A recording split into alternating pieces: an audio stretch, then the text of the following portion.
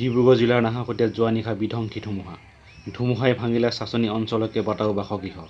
চাওঁ আহক নাহৰকটীয়াৰ পৰা প্ৰেৰণ কৰা বিদ্যুৎ মহন্তৰ এক প্ৰতিবেদন।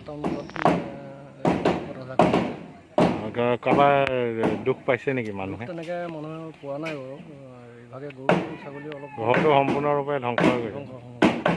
প্ৰশাসনৰ ফালৰ পৰা কিবা এতিয়ালৈকে তাৰ মুঠি পাইছোঁ আৰু বৰ্তমান। আৰু বিশেষ একো নাই পোৱা।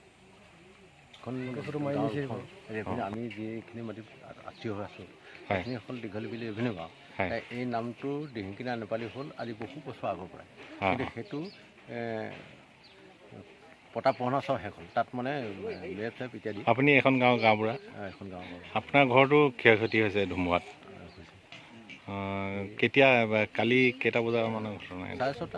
6:30 মানত মানে। হয়, সম্পূৰ্ণৰূপে আপোনাৰ ঘৰটো ভাঙি গৈছে। এতিয়া প্ৰশাসনৰ তৰফৰ পৰা কিবা কৈছে? এইটো মানে এতিয়া আমি দিয়া হৈছে যে তেওঁলোকক আমি ঘৰ দুৱাৰ ভাঙিছোঁ, কাৰ কেনেকুৱা কি কথা এইখিনি আমি গোটেইখিনি কৰি পেলাই চৰকাৰৰ আগত আমি জনাইছোঁ। হয়।